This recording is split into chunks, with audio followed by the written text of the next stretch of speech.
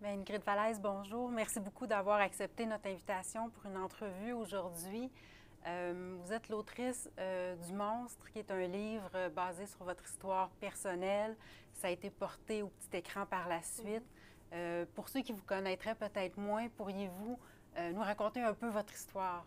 Oui, j'ai écrit Le Monstre et Le Monstre, la suite, suite à une histoire que j'ai vécue à l'âge de 18 ans.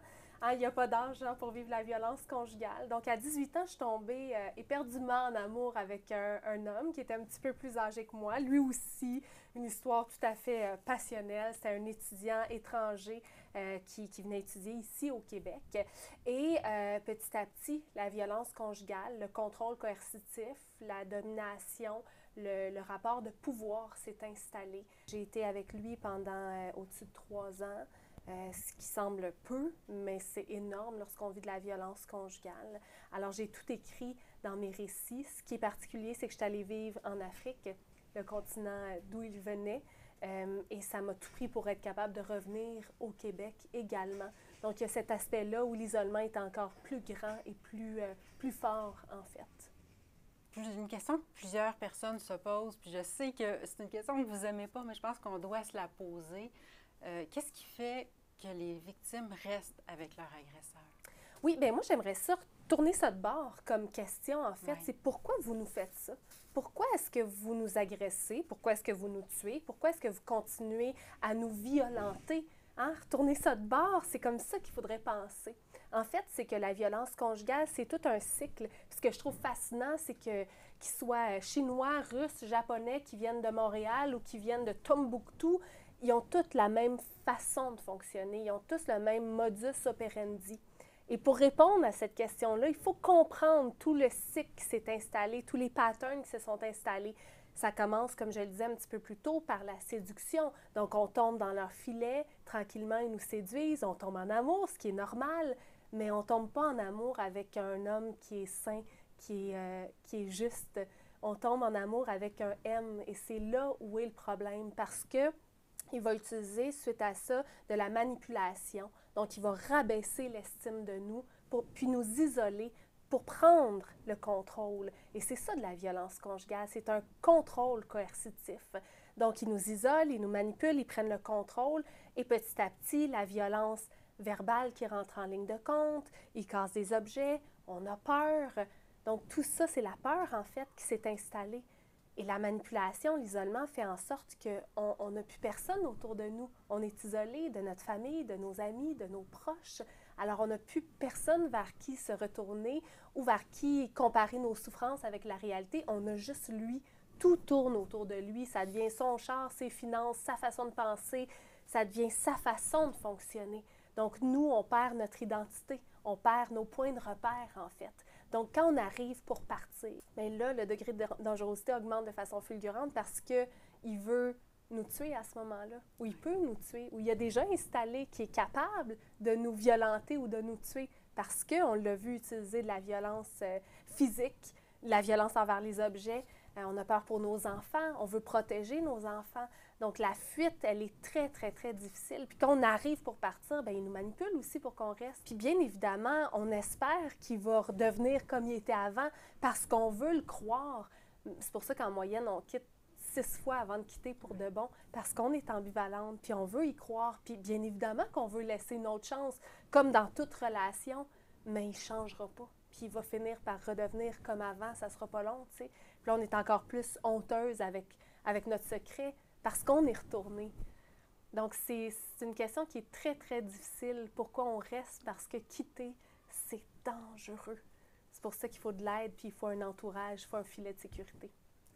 Donc, justement, au SPJQ, on a mis de l'avant une revendication qui est de demander 10 jours de congé payés pour les victimes de violences conjugales. L'objectif, c'est d'offrir une porte de sortie. Vous avez choisi d'appuyer cette revendication-là. En quoi, pour vous, les 10 jours de congé payés pour les victimes de violences conjugales peuvent contribuer à changer les choses? En fait, 10 jours de congé payé, c'est minime de un, mais elles en ont besoin. lorsqu'on quitte une relation violente, de violence conjugale, il faut réapprendre à vivre. De un, on a été violenté économiquement. Souvent, ces femmes-là n'ont absolument rien. Donc, elles se retrouvent en maison d'hébergement. Elles doivent s'occuper de leurs enfants. Elles doivent réapprendre à manger par elles-mêmes, à s'habiller par elles-mêmes parce que le contrôle a été tellement, tellement présent. Elles sont en choc post-traumatique. Tu sais, c'est des gros, gros, gros traumas, la violence conjugale. Elles se sentent en danger, elles ne se sentent pas en sécurité. Pour retourner au travail, elles ont peur. Tu sais, déjà qu'on les met en maison d'hébergement pour assurer leur sécurité, bien, 10 jours de congés payés, il me semble que c'est la base. Donc, j'appuie fortement la pétition. Évidemment, c'est une mesure qui est importante. Nous, on y croit fortement, mais on est conscient également que ce n'est pas une panacée, ça ne va pas tout régler. Quelles autres mesures, vous pensez, seraient intéressantes à mettre en place pour aider les victimes de violences conjugales? Il y en a tellement. Il y a 190 recommandations qui sont dans le rapport Rebâtir la confiance. Petit à petit, ces 190 recommandations-là sont mises en place. Il y a des actions concrètes qui sont mises en place par le gouvernement. On l'a vu récemment, le bracelet anti-rapprochement, qui est une grande, grande avancée. Il y en a tout plein, puis ça serait long pour moi vous énumérer tout ça, puis je ne les connais pas toutes par cœur. Mais déjà de sentir qu'il y a les tribunaux spécialisés aussi, qui sont spécialisés en violence conjugale, ça, c'est une grande avancée. Déjà de se sentir cru, entendu, enfin comprise, bien, c'est un gros, gros pas. La violence conjugale a été banalisée pendant de nombreuses années. Là, on se rend compte que c'est pas une affaire intime, même si ça se passe dans l'intimité. C'est un problème de société. Et la clé, elle est où? Elle est dans l'humain, parce que c'est l'humain qui perpétue la violence. Donc, c'est à nous de la faire cesser. Puis je pense qu'une des plus grosses clés, c'est de bâtir une société qui est égalitaire, parce que la violence conjugale, c'est un rapport de pouvoir. Parce que la violence conjugale, c'est parce qu'on n'est pas à la base égalitaire homme-femme.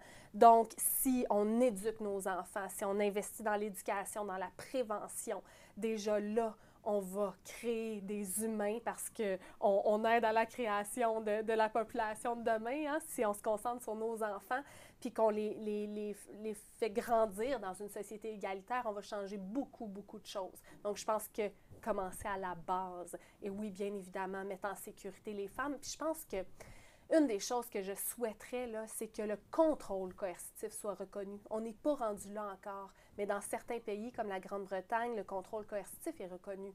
Bien, c'est ça de la violence conjugale. Puis de briser les stéréotypes, puis de briser le tabou, puis d'oser prendre parole, puis que les hommes prennent parole avec nous également, et de plonger dans un avenir féministe.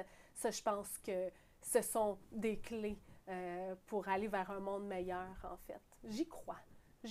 On y croit aussi. Oui. Vous avez tout à fait raison de mentionner que c'est un problème de société, qu'on doit tous prendre part aux solutions. Mais pour l'entourage de la personne qui est victime de violence conjugale, c'est pas nécessairement toujours facile d'intervenir. On ne sait peut-être pas toujours comment s'y prendre. Quel est le rôle de l'entourage, à votre avis? C'est hyper important. L'entourage, c'est le filet de sécurité. Vers qui on se tourne, hein? Lorsqu'on a été isolé, justement, lorsqu'on n'a plus d'argent, violenté économiquement, vers qui on se tourne? Il faut que la famille garde les bras ouverts. Une des choses, surtout, à ne pas faire, c'est essayer de brasser la victime de violence conjugale en lui disant « Hey, tu sais, sors de là, tu vois pas clair. » Déjà qu'elle se fait brasser à la maison, c'est pas nécessaire de lui faire sentir encore plus coupable, de vivre ce qu'elle vit encore plus honteuse. Elle va se refermer. Au contraire, ouvrir les bras et dire « Bien, je suis là pour toi.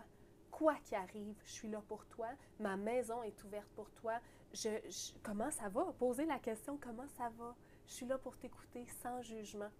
Et peut-être glisser le numéro d'SOS Violence Conjugale 1-800-363-9010. Si elle a besoin de parler, il y a des intervenantes qui font ça dans la vie, qui vont accueillir sans jugement. Puis surtout, tu sais, on n'a pas besoin de l'expliquer. Souvent, on a besoin de l'expliquer ce que je vis ça, puis se justifier, puis expliquer. Les intervenantes, ceux qui gravitent dans le milieu de la violence conjugale, comprennent tout de suite ce que tu vis. Puis il y a les maisons d'hébergement aussi, qui ne sont pas juste des maisons où aller se placer en sécurité. Ils ont des suivis en externe, ils ont des suivis incroyables, ils ont des groupes de soutien. Il y a toute une communauté qui est là aussi. Donc, les proches, l'entourage, de garder la porte ouverte, les mains tendues, tout le temps. On quitte en moyenne 6 fois. C'est normal d'être ambivalente, de ne pas juger surtout. Justement, parmi les personnes qui regardent l'entrevue aujourd'hui, il y a peut-être des personnes qui sont elles-mêmes victimes de violences conjugales en ce moment. Est-ce qu'il y a un message que vous aimeriez leur adresser? Oui, bien, un des messages que je souhaiterais adresser, c'est que ça repousse des ailes. Et ça se peut être heureuse, digne, droite, fière. Ça existe des relations qui sont saines, qui sont égalitaires, qui sont respectueuses. L'amour sans respect, c'est pas de l'amour. Ça n'a pas la même couleur. Et de s'en sortir, c'est se choisir. Puis se choisir, c'est le plus gros cadeau que vous pouvez vous faire. Parce que des relations là, tout aussi passionnelles, mais exemptes de violence conjugale, ça existe. Il y a toujours un tapis de fleurs au tournant. Puis moi, j'en suis la preuve vivante. Puis c'est pour ça que je flash mon chum sur mes réseaux sociaux pour démontrer à quel point que, ben oui, malgré les malgrés, malgré tout ce qu'on a vécu, tout est possible. Et de se sortir de là, tout ce qui vous a rentré dans la tête, là, c'est pas vrai. Que vous êtes une bonne à rien, que personne ne va vous aimer, que tout ça, c'est faux. Et surtout aussi, j'en ai des choses à dire, de ne pas être honteuse de ce que vous avez vécu ou de ce que vous vivez, parce que rien de tout ça est de votre faute. Rien. C'est lui qui se sert de vous, ou elle, hein, parce qu'il y a des femmes aussi qui sont violentes, et ça se passe homme-homme, femme-femme, homme-femme, femme-homme, mais c'est ça. Donc, ce sont eux qui se servent de l'amour qu'on a pour eux, pour assouvir leurs besoins de contrôle, de domination, d'avoir raison. Nous, on n'a rien à nous reprocher là-dedans. Mais vous vous êtes choisie, vous avez eu beaucoup de courage. Je vous remercie beaucoup d'avoir accepté l'entrevue aujourd'hui. Merci beaucoup. Avec tout mon cœur.